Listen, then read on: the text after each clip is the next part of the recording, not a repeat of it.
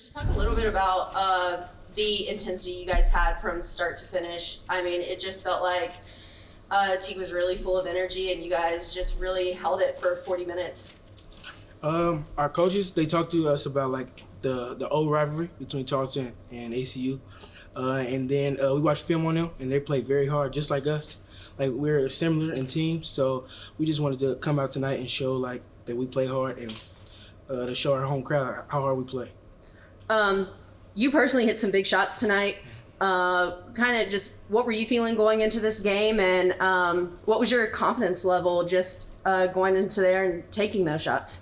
I just give credit to my teammates, really. I think we just took what they gave us, and I was just a beneficiary tonight. Every night it'll be someone different, just with our team and how many people we have. So, yeah. And then obviously you guys have had a great start to the season. A big matchup coming up next for you guys. Just mentally and physically, what do you guys need to do to prepare for Texas Tech?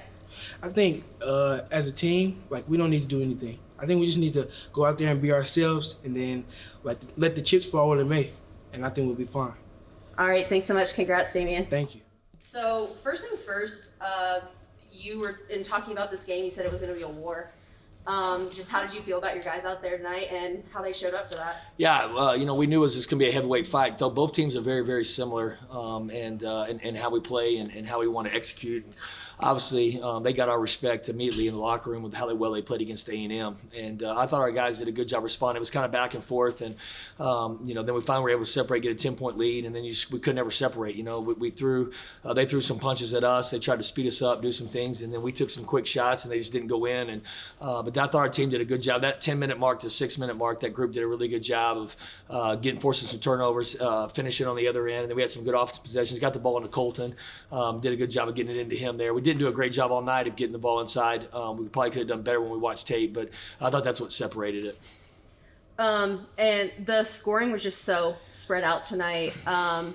I know coming into the season, that was kind of a question in losing Ricks, kind of who's going to pick that up, and it seems like it's been a different person every night. Could you just talk a little bit about you guys sharing the ball and what that has done for you all? Yeah, I think that's just our team this year. I talked about that before the season started. I don't think anybody has to replace Ricks. We're all going to replace Ricks, and this team is built different. It's a different journey with this group, and this group really, they move the ball extremely well. They trust their teammates. They make the right basketball play for the most part.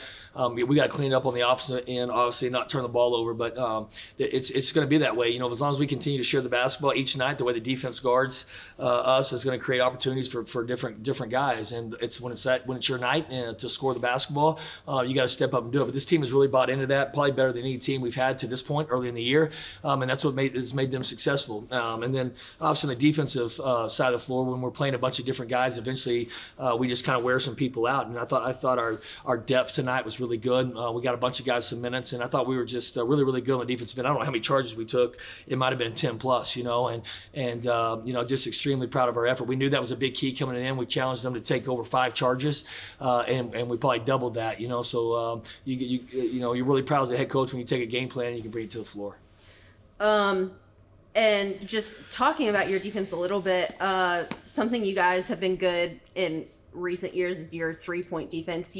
Tonight, I think they maybe put up 5 threes. You really ran them off the line. Could you just talk about you guys executing that tonight? Yeah, we stressed out a bunch, and we try to run guys off the line and not let the 3-point line beat us. And I know 3 got that one in transition, and I don't know how many they ended up with. I haven't seen the stat sheet yet, but I thought we did a good job of that for the most part. And what it helps when you do a good job of guarding the ball, we're getting better at guarding the ball. We still got to improve in that area and not foul. But when you guard the ball well, you don't have to rotate as much. But when we do have to rotate, our guys do a good job of flying around, and we try to get our guys to play fast on it. And it's not easy. What we're asking them to do defensively, Coach Taryn does a great job with those guys, and those guys are really invested on that end of the floor. They know what starts on the defensive end of the floor for us, just like it does for Tarleton. Tarleton does a great job on that side. So the key was who could take care of the basketball, because we knew both teams were going to be really good defensively and apply a bunch of pressure. And for the most part, we did. We had that one stretch in the second half there. We turned the ball over 3 straight times, and we got to do a better job of being able to milk some clock and then still execute down the stretch.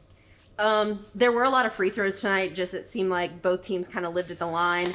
Did you just feel like that was? Yeah, it's a game. I knew that going in. aggressive? Yeah, as both teams are aggressive, both teams are getting after it defensively, and you're going to have some fouls called. Sometimes it can make it an ugly game, but to a coach, sometimes those possessions are beautiful when you have guys flying around over the floor. And when you have that type of effort, it makes it tough offensively to execute and get into your stuff. And so credit both teams on that side of the ball. And then obviously, credit our guys again for taking care of the ball for the most part. I don't know what we ended up with turnover-wise, but, the first half, I think we went in, we had 6. And then we obviously ended up with more than that. But I thought we did a good job, except for that one stretch of taking care of basketball. Just a couple more. You have 2 games under your belt now in Teague, and just kind of how are you feeling? Your guys are getting comfortable to play. Yeah, in I this think new each time you environment. step out on the floor, you get more comfortable with it. I thought the energy was a little bit better in there tonight. We still need our fans to get up and yell and go crazy when we make runs, and bring some energy and juice. But obviously in the COVID America, when you can't have a bunch of people in the stands, Teague presents a great opportunity to get some energy in there. And so was proud of the fans. Right now we're limited on who we can get in. It's just season ticket holders and past us. But when the opportunity hopefully presents itself here down the stretch, if we can get COVID under control and we can get more fans in there, I think the energy will continue to get better. But we're still having some problems. Guys forget their shoes, forget to bring over shorts, or because our locker rooms change. And so we got managers running around everywhere before the game to try to get everybody situated. But we'll get better each time. And then last question, just prepping for Tech on Tuesday, what do you need your guys to do to lock in? Yeah, we got to get some rest, and then obviously you're playing a top 25 program. I think they're better than that. I think they're a top 5 team. I think it's one of the best teams Coach Beard's had. We got the utmost respect for them, and they do a tremendous job. Coach Beard has built a hell of a program there at Texas Tech.